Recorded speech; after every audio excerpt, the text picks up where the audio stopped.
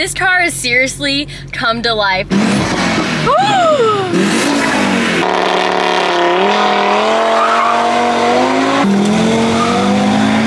What is up, guys, and welcome back to the channel. Today we are going to try and bring my Sailor 7 Itasha RX7 FC back to life. So Adam was just really in a mood to try and get this car running the other day when I was working on something else, and I guess he spent like half an hour trying to get this girl running. And then we realized that there was just no starter on the car, and that's why it wouldn't do the thing, turning on thing. First order of business is I had to go through all of my old shop stuff and find the starters for this car. And I actually found two, because one is from the 3-rotor car. So we have two starters here, so we should be good. I forgot that I had taken the starter off when we got the QuickTime bell housings machine to make sure that they fit. Even before the starter was missing, the car wasn't running, which brings me to my next problem. The car started up perfectly almost every time after we had a tune touch up. And then one day, I needed a bracket from the throttle body to put onto the 3-rotor car when we were making the throttle cable mechanism on it. Nick engineered a little bracket and spring combination together on the 3-rotor throttle body, and we took some pieces off of here to make it work. And then ever since I messed with this, it just wouldn't start. I thought that I pulled off a vacuum line or just messed up something. We think that I might have taken a spring or a bracket that affected our TPS right here. And if it's reading something weird, it just won't let the car turn on. Once we get the starter on the car, I'm gonna hook up my computer, open up Adaptronic, and see what it's reading, and Adam's gonna take a look at it there. I wanted to take a moment to thank the sponsor of today's video, Raid.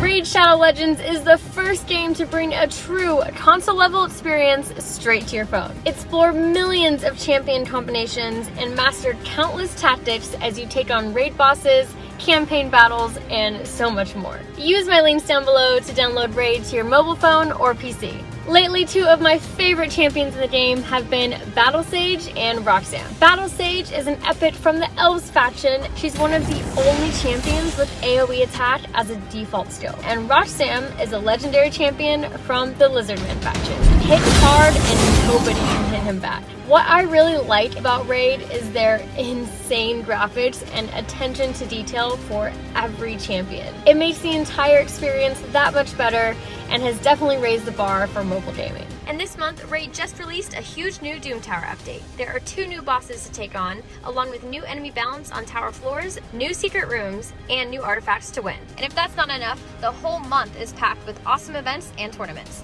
including one very special event with a brand new feature, Super Raids. This is amazing for new players, and if there's ever been a time to start playing, it's now. If you want to get a head start in Raid, all you have to do is hit the link in the description or scan my QR code, and you'll get the epic hero, Chonaru, 200k silver, 1 XP boost, 1 energy refill, and 1 ancient shard. All this treasure will be waiting for you right here. Now let's get back to it. So we will get to addressing our potential TPS issue after I put the starter back on. I feel bad, I just totally forgot that I jacked the starter off this thing, and Adam was over here going crazy, trying to figure out wiring stuff, and then came over to the shop and was like, "Your car doesn't have a starter." So you can see our wire hanging down right there. I'm gonna jack the car up, and then we'll get the starter back on.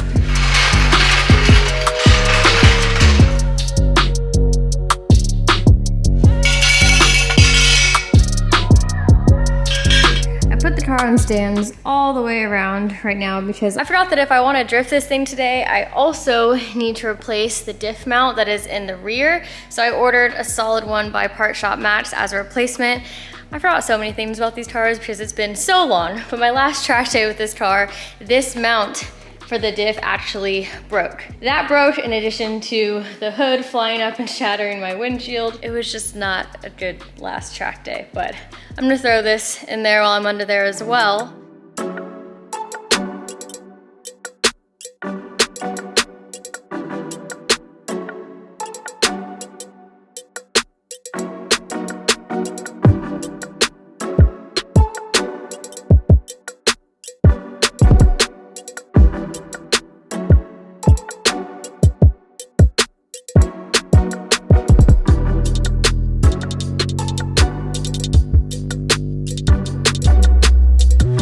thank God. At least the hardware is still in the car.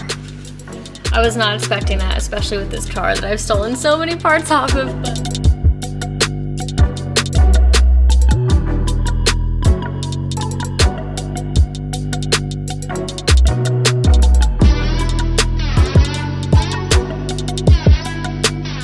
This is like a few minutes of working under an old greasy RX7 FC with oil everywhere. All right, starter is back in and wired up. Now I'm gonna make my way towards the back so I can show you the diff mount that broke. So I might have forgotten that I need to drop everything in order to replace the diff mount that broke. I'm trying to see if I can access it a different way.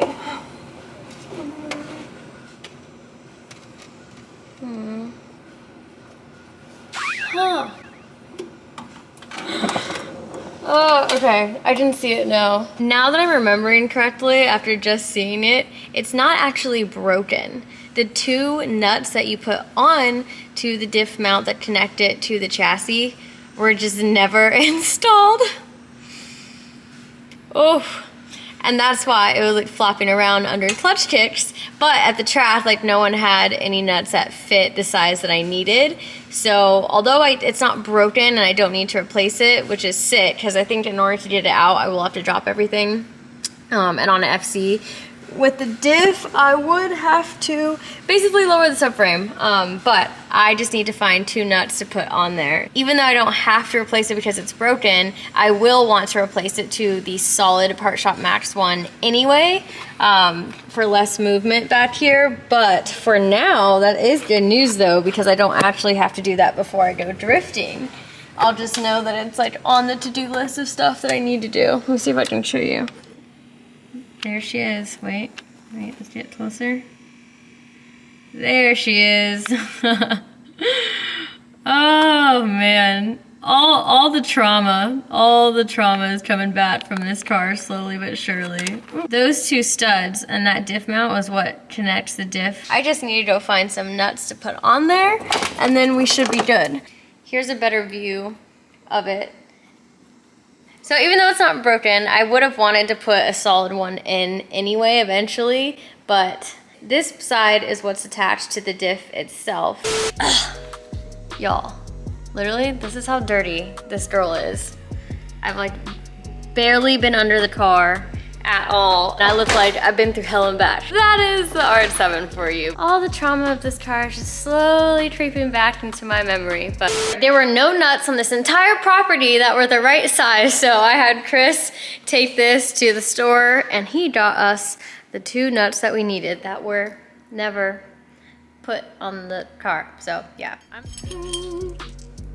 All right, I literally can't get any tool inside there. I got those two nuts on just because I used my fingertips and it was very difficult, but I can't get anything in there to actually tighten them. Like this is one finger and then I got that one from the front. And I do remember now that FC people usually cut a hole right there so you can tighten them from inside the car. There's already a regular hole there that from factory has a plug in it, but if you like, you know, cut a little bit further that way, then you can get a tool from inside and tighten those up. Because even if you didn't do that, you would normally tighten them when the subframe is dropped and you're putting the diff back in. Because yes, you have to drop the entire subframe and everything if you want to change the diff on here. So for a matter of time, I'm just going to make a small little cut up there so I can get a tool inside and tighten them up. I know this might seem ghetto to most of you, but this is my ratchet car, all right? She's the party car, she's the missile drift car, and I want to do some driving today. Also, this is a very normal like FC problem, FC issue. A lot of things you gotta drop the entire subframe, and I guess people don't want to do that to tighten two nuts. So yeah, just gonna cut into her and hopefully we can access what we need to. One of them is right here and then the other one is like right there.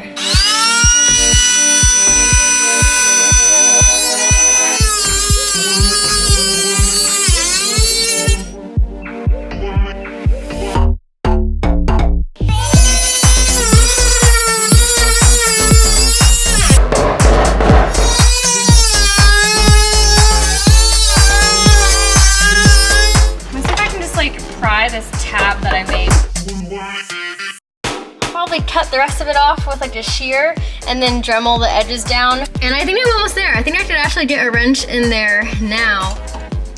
All right, I can tighten one of them. Now, the proper way to do this, if I had more time, which I can come back and do this later, is to probably cut like a much bigger, maybe like 4 by 3 space out of here, and then nutsert like a panel over it, so you basically have this like removable panel to access this. So we'll add that to the list, but your girl wants to get drifting today, so I'm gonna make it work for now. And then we'll add a little fancy panel over it that's removable later. But come on, muscles.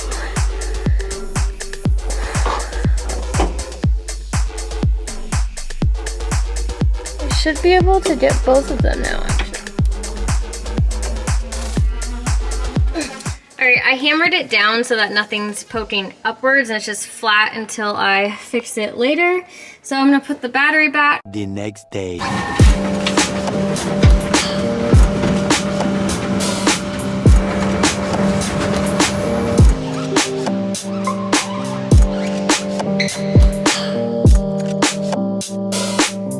It's the next day. We hung out with some friends last night, so we're getting started back on Sailor 7 today in the main shop. Gonna try and get her started up and hopefully go drifting. It doesn't really have anything to do with why Colette's car won't start. One thing that's been making it difficult with jump packs and stuff, her fans are hardwired, so whenever her ignition is turned on, the fan goes on. And I'm just basically putting little ghetto connectors in here, so that way when we try to start it, it won't be pulling a bunch of voltage that we need to turn over a seized rotary. Hey.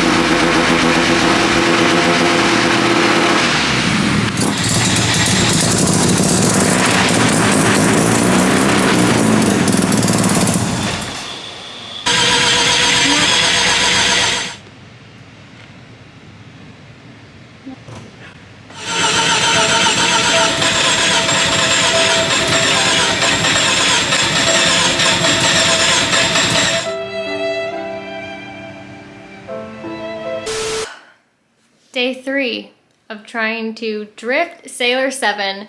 All of the trauma with that car has slowly come back into my memory. Obviously, as you can see in the video, the car was just pouring out fuel everywhere. I'm really hoping that it's a stuck injector. Today I'm going to take the injectors out. We're going to test them, and I have new ones as well if we just want to put new ones in. But gonna do the test to see if one of them is stuck, which I am hoping that's what it is. I'm hoping it's an injector issue, or maybe it has something to do with the wiring being a little funky. The wiring all around the car is pretty bad. It's just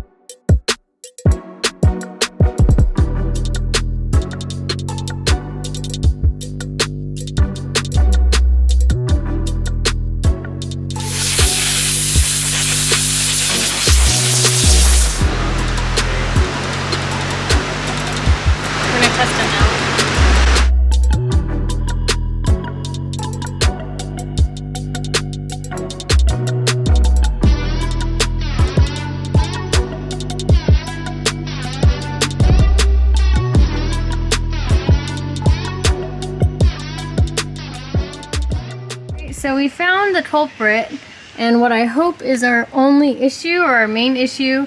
This injector, these are actually stock primaries, and this one is leaking very badly. At 40 psi, it was just spilling all the fuel everywhere, so I'm hoping that is why the car was dumping fuel underneath it. Now, I was hoping, because these are stock primaries, that I could just go through my boxes of stuff from the 3-rotor RX7 shell that I got. Aldi had given me so many boxes of parts for that car, but I could not find the stock injectors. Now, if I upgrade them, which I should anyway, if I upgrade them, we're definitely gonna need to touch up the tune a bit. So I know Vargas mentioned that he could remote in and do that. It just makes me nervous without it being like fully tuned and on the dyno making a change like that. At least we know why the car was dumping fuel everywhere. But one thing I did find, rummaging through spare part bins, I found a gasket right here on the manifold. Is very, very bad. It's like caked on. So at least I found this in the box of spare parts, so I can clean this one up, throw a new gasket on, and at least that takes care of one problem.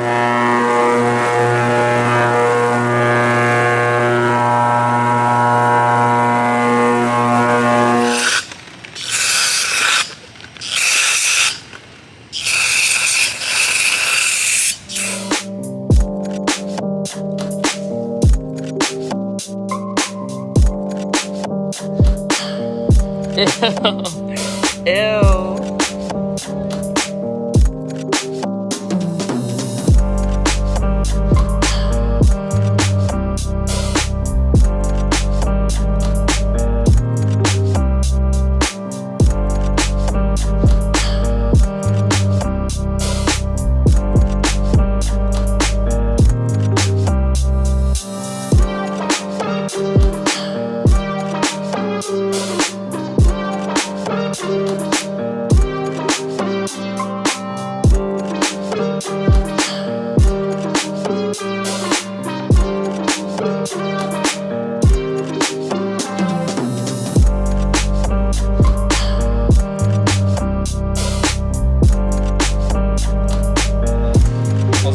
Take this out just so I can get better room protection.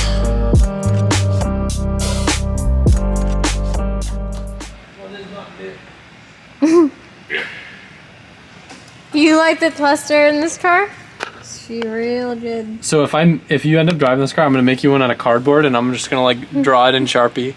Okay. It's gonna just have like 10,000 RPM with a big smiley face, then everything else is just That's all you need. Japanese characters. Yeah, okay. We're ready. Hey, this one's for you, Peter. Can I start it? Yeah, let me put Peter up here.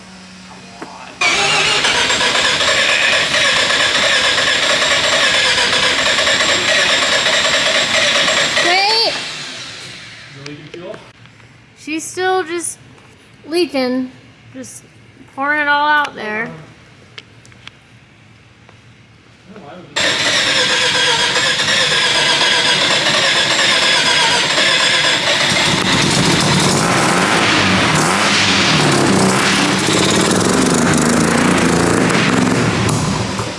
What are you touching? Don't worry about it. What? Don't worry about it. It was just in case there's something in your tune that was like making it dump a lot of fuel while you're cranking. I just zeroed it out. That was it. I put it back. Don't worry.